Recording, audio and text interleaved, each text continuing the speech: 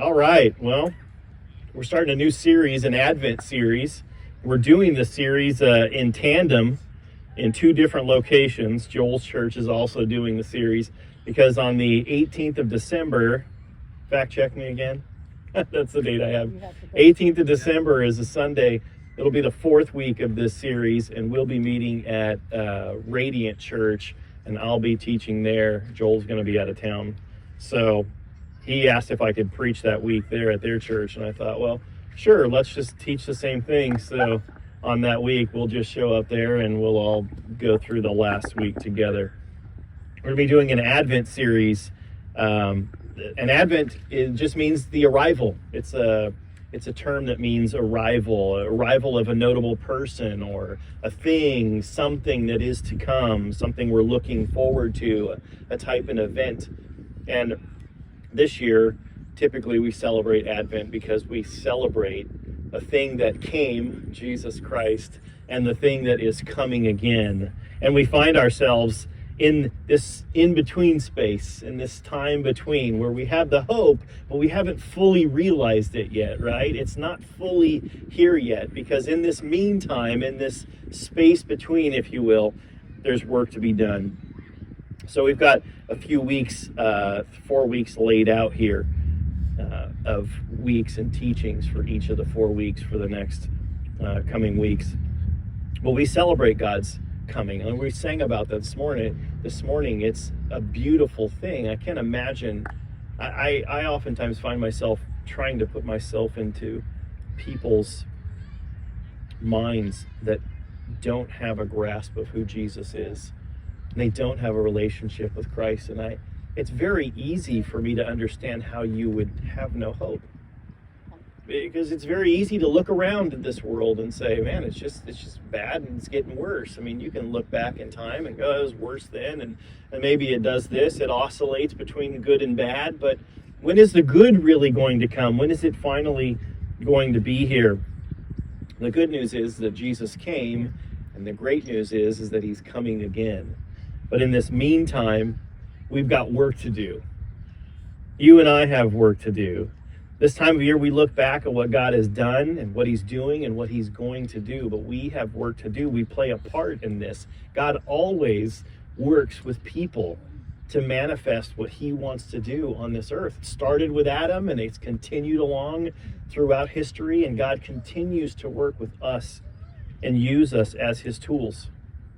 The weeks that we're going to be talking through, the topics are the first week. This week is leaving, and next week is going to be living, and then the third week will be listening, and the last week will be loving. I guess Joel put all these L's together. Makes it easier to remember, although I think it's easy to mix up living and loving. I did that in my notes, actually. It's like, oh, I better fix that. I'm going to mess up. I'll be doing the wrong week. They'll be like, we did that week too. This week we're talking about leaving. There's a reason that Christ left heaven to come to us.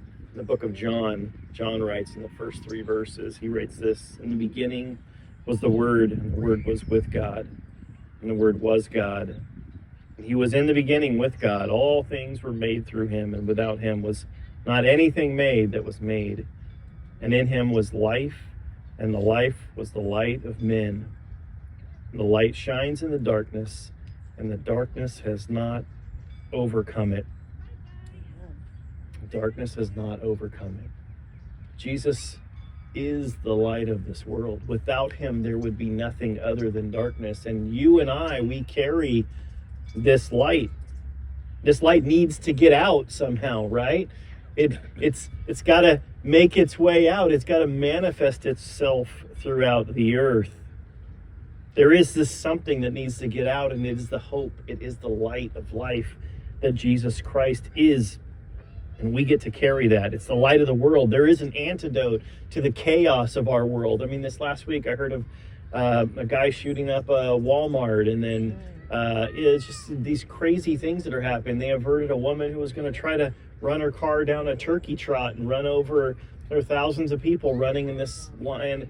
And it's like, what is going on? There's so much chaos in our world, and the light needs to get out to do battle with the chaos. The problem, the issue at hand with these people is brokenheartedness.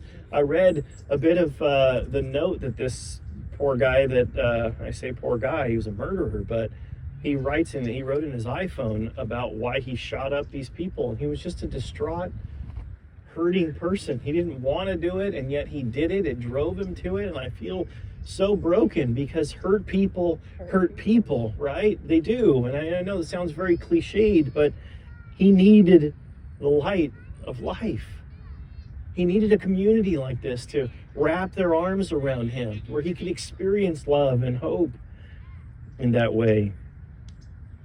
The answer to this question, many of us ask this question in our own lives: why am I here? What's my purpose? It is this purpose. It's carrying this light of Jesus Christ, this light of the world that gives us meaning to our existence.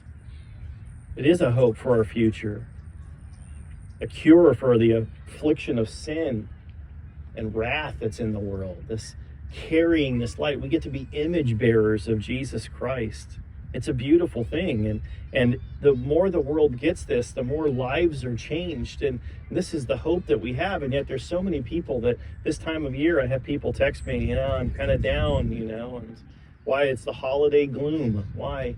Because they know there's more to life and they're not experiencing it, but they need to experience it in a way that only Jesus can bring that to them, and we do that in partnership with Christ. But it takes leaving. It takes uncomfortability. How many of you think it's easy to take this and share this light with people who don't want the light? Think about this. When you're in darkness for so long and the light comes around you, what does it feel like to your eyes? You ever been in darkness for a long time and somebody comes in and flips the lights on high and you're like, what is wrong with you, you evil human being? You're assaulting my poor eyes, right? And I think in many ways, oftentimes people need just a little bit of light at a time, what they can start taking in until they can realize the full potential of the light of the world. Sometimes it's too much for them. But we have to be carriers of this light, right? That's our job. God sees the suffering of his people, and he sent Christ into this world. In the book of Exodus, it says this: "And the Lord said, I've surely seen the affliction of my people who are in Egypt, and I have heard their cry because of their taskmasters.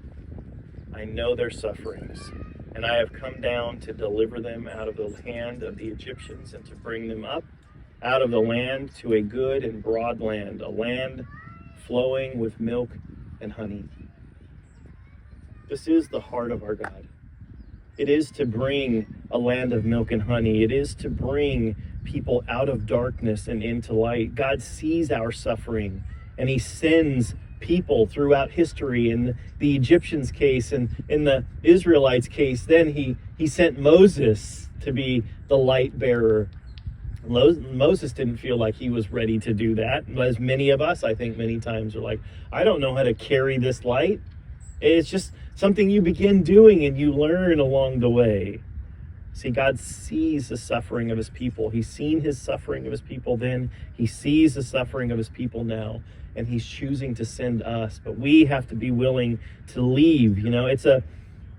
It's the mission today that I want to talk about. We've talked about that a little bit in the last few weeks. And the reality is, because the whole gospel is mission oriented, it's that there was a fallen world and God saw people in darkness, and he sent his son on a rescue mission to rescue all of mankind. And then Jesus came, and then he calls us into that mission throughout time. He was only here for 3 years. He sent his disciples, and then Christianity went all around the world, and we find ourselves here carrying that light, that torch, if you will, that Jesus brought from heaven. Like the Olympics. You ever watch the Olympics and they start the run of the torch, right? And they start the torch and they run for a long time, and then they pass that torch off to somebody else. We are just those image bearers, those light bearers in the distance from the light that Jesus originally brought to this earth. And now we get to carry that. And what race are we running? But we're in this mission together, right? And then in every mission, there's a sending. that happens. A sending you out. And when Jesus' time, he said, I'm going to be sending you out as sheep amongst wolves. And he sent them out 2 by 2 to go into all of the world and to preach the gospel. And we are on that same mission. If you're on a mission, you're sent as an ambassador or an emissary to another place with a message or an action, some type of an action to be performed. That is our role. It's easy to get caught up, isn't it? Like in just the community aspect of it. It's fun. Like we just celebrated Thanksgiving. We got to have some good food together and some laughs together, and we enjoyed each other's company, and we got to be the communal aspect of it. And that is part of the church, being the church. But we have to remember that there's a reason that we are a community. We're a community that holds the light of Jesus Christ, not just for ourselves, but for every human on the face of the planet. Mission, it indicates action. I think military, oftentimes when I hear the word mission, I think military, your mission if you choose to accept it, right? Like if you choose, and really that's kind of where we find ourselves as believers. Our mission, if we choose to accept it, to be ambassadors of Jesus Christ. And inherent in mission is this idea of leaving. Leaving what exactly? What are we leaving? It's like, I find myself here with friends and people that I like, and some of them I even love, and I feel comfortable here. Like, this is my home. And last week when we were sharing what we were thankful for, many of you, and it just said, I go away and I'm here and there and I have family, but this is my home. You people are my home. So in the leaving, what are we exactly leaving? But when we decide to follow Jesus, we're saying no to control of our own lives. There's a song by Carrie Underwood, Jesus Take the Wheel. And really, it can be cheesy if you think so, but really that is in fact the place that we find ourselves with Jesus. It really is. When we say, Jesus, I get you, he then says, well then, I get you. You're mine. You can't call me yours, and I cannot call you mine. It means there's something for us to do. See, we say no to our own control of our own lives, and yes to the mission of God of taking this light to all the world. How many of you think of yourselves as missionaries? Yeah, we're all missionaries. Wherever we go, shining the light in dark places, in our neighborhoods. Is there darkness in your neighborhood? Yes. Is there darkness at your work? Yes. Is there darkness in your family? Yes. Do we carry the light there? That is our mission, to be peacemakers in these areas, to leave our own desires behind. I'm just going to set this one out. I'm just going to stay out of this one. No, we're called to go into these situations. So what are we leaving if we're leaving something? What are we leaving? Well, in many ways, the church building, which we're not in anymore, becomes very comfortable for believers. It's a place that I go and I get to experience community there. And when I leave there, I get to have my own life back, right? Like Jesus owns my life when I'm in that building, but then when I leave, I get to do my own thing. So what are we saying no to? We're saying no to having our own lives outside of building this kingdom. I'm not saying you won't have your own life, but you are a missionary wherever you go in those areas.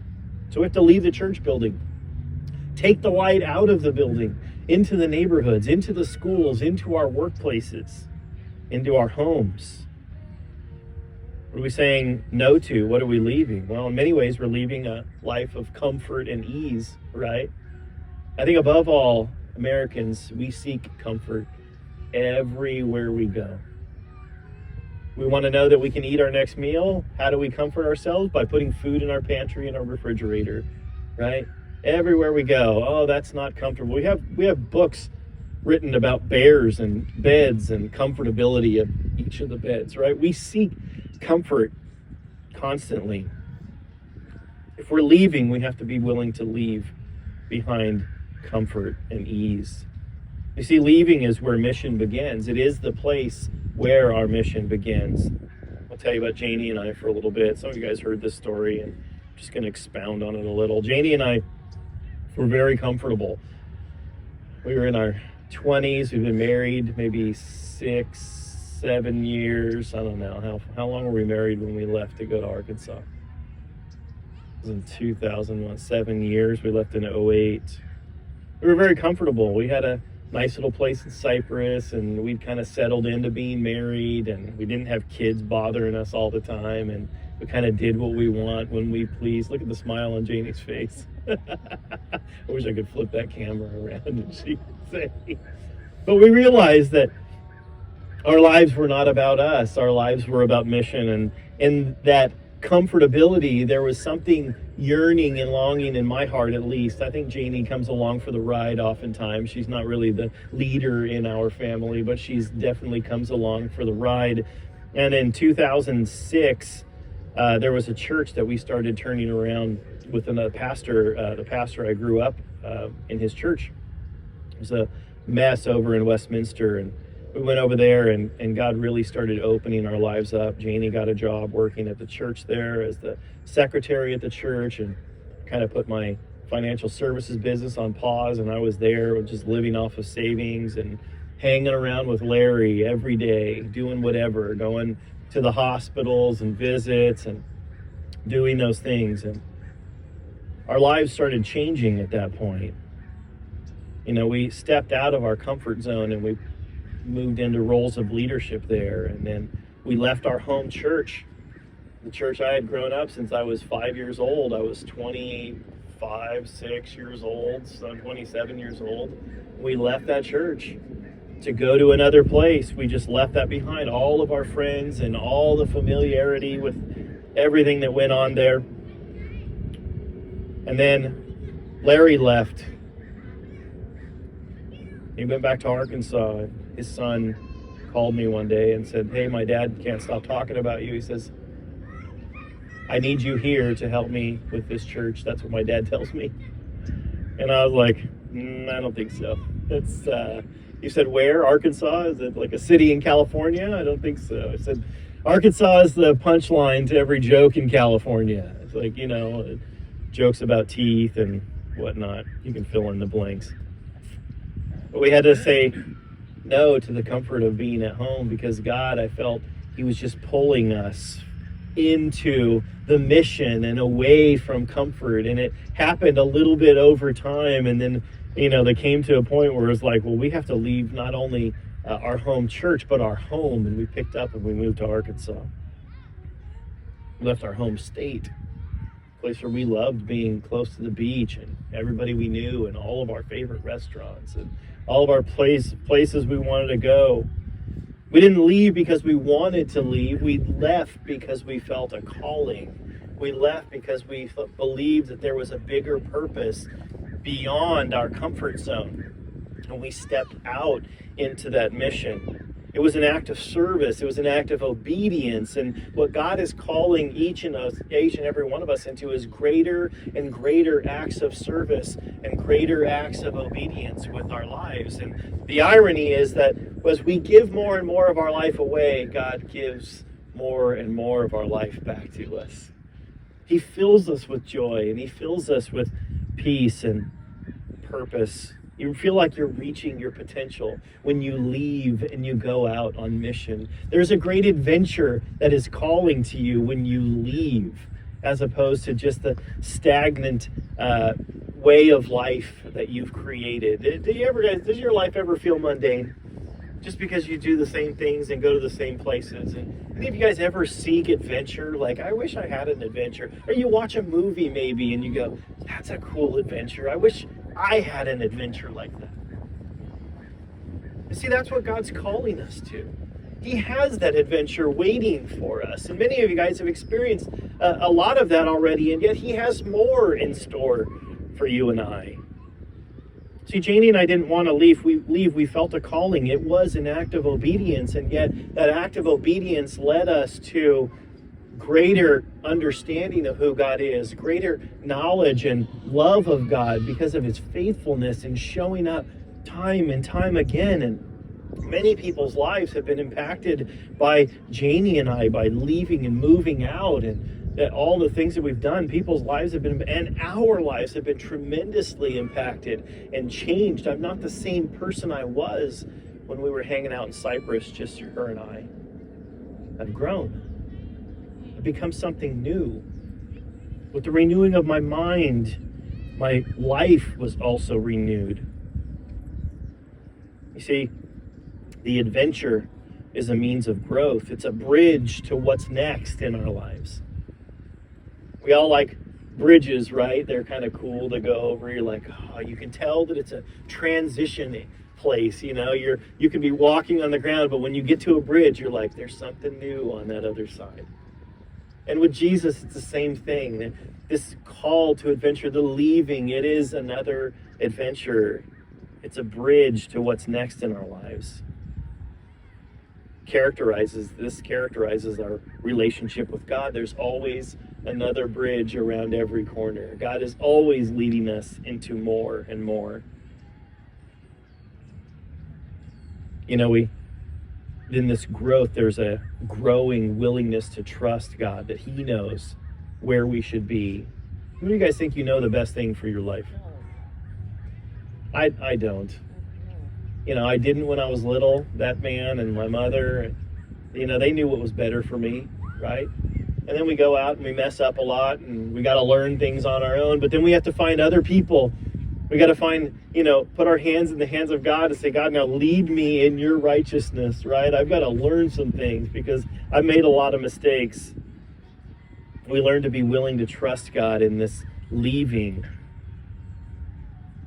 You know, our lives oftentimes as Christians, if you've been a Christian your whole life, our life of leaving begins very early. Baptism, you know, early sign for baptism is that the symbolism of baptism is that you're laying down control of your life and leaving that behind for something that is new, a call into a new life. And that symbolizes this idea of leaving. So why does God commission us into his purpose? Why does God need us? If God can do all things, why does God need us? Right? I oftentimes ask myself, like, God, why don't you just do all these things on your own? Right? Just let me enjoy some stuff back here for a while. You go out and you do that hard work and you know, just do it for me, right?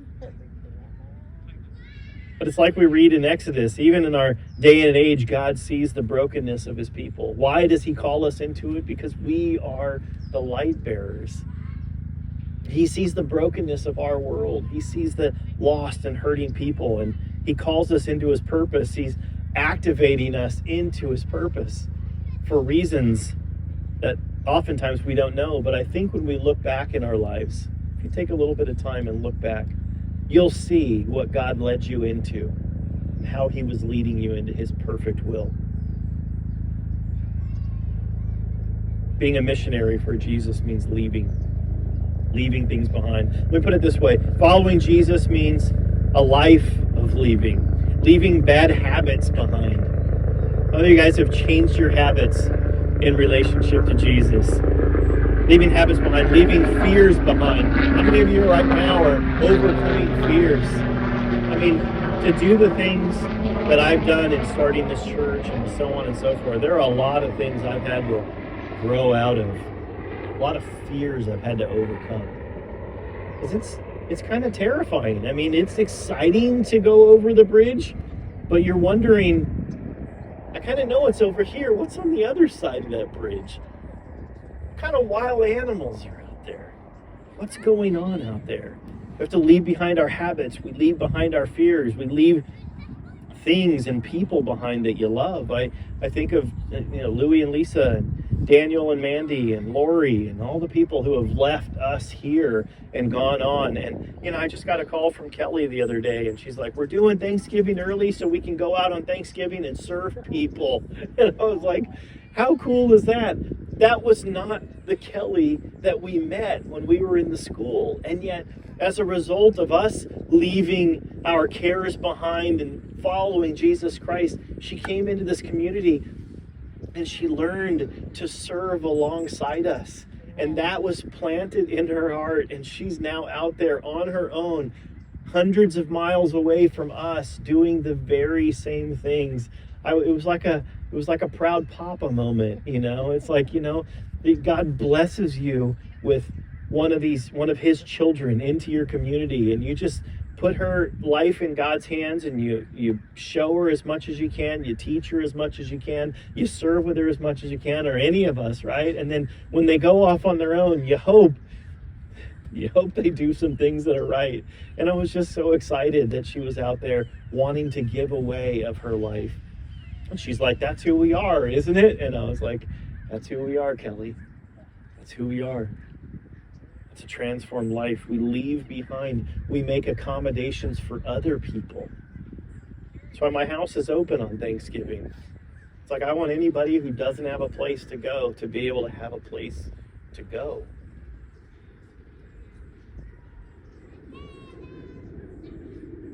We've lost several people from here.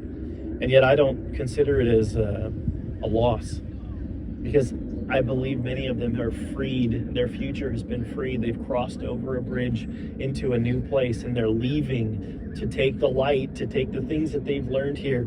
When I catch up with them, when I catch up with Daniel, and I catch up with Louie, and it's like, they're not part of us anymore. They're just not with us here anymore. They're doing the same things where they're at.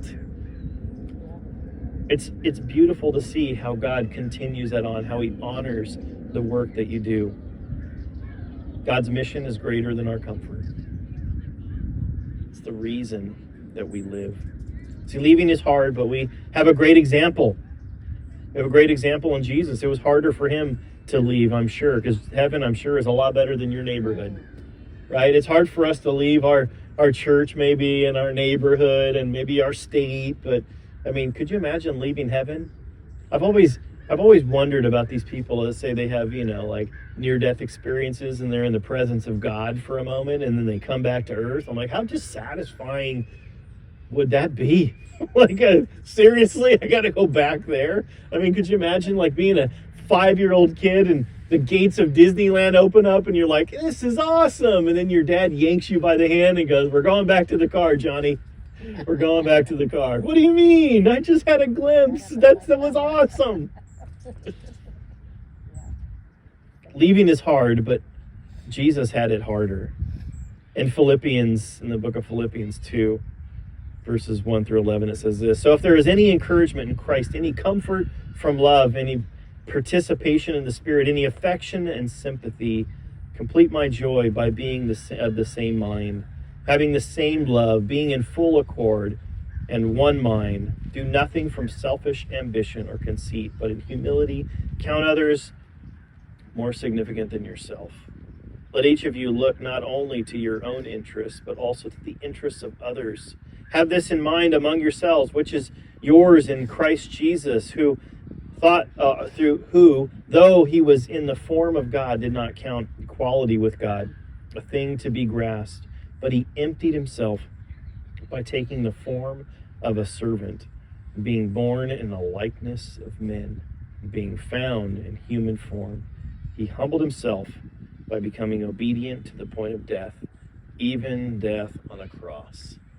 You and I aren't called to die on a cross, most likely, but we are called to leave comfort behind, to leave our own desires behind, and God will give us a new heart. We're called into this glory. It's a glorious life. I wouldn't trade my life for anybody else's. The experiences that I've had, the people that I've met, the faithfulness of God that I've seen. I was just having this conversation with a pastor friend of mine at lunch the other day. You know, I was just telling him the story of our church. And the beautiful thing about being in the situation that I'm in is that I get to see God's faithful hand in our lives. There's been so many times over the last 8 years that we've needed something and somebody has just written us a check for $5,000. And it's like, and it was right when we needed it. Like, God knew that we needed it, and he put it on somebody else's heart. And I'm like, that is the most amazing feeling ever. Like, not having a salary. It's like, it's something that you work for and you can expect that, right? Like, you're laboring for it. But to know that God was thinking about you so much so that he impressed on somebody else's heart to give you money to take care of that thing. Oh my gosh, it's so amazing. Called into this glory and living an adventure with God, but the adventure is outside our comfort zone. It's found in the leaving. Since mankind has been on earth, God's taken pleasure and joy in involving us in his mission. A mission is a movement. It's a movement from good to greater, right? I'm not telling you got to leave things behind that are good. Well, I am telling you, you're going to leave things behind that are good, but you're going to move into greater. That's what this movement is from. It's not from good to bad. It's from good to greater, from glory to glory. It's from sickness to health. It's from selfishness and pride to generosity. It's from safety, or whatever safety we think we can conjure up on our own, to trusting in Jesus Christ. It's from dark to light, and it's from death to life. That's what we're leaving. We're leaving all the bad stuff behind and walking in this adventure of taking the light of the world, of heaven into the world, and introducing people to Jesus Christ. You know, God delights in working through his people. And there's two ways, and then I'll close. He's a multitasker. More than two. God's definitely a multitasker.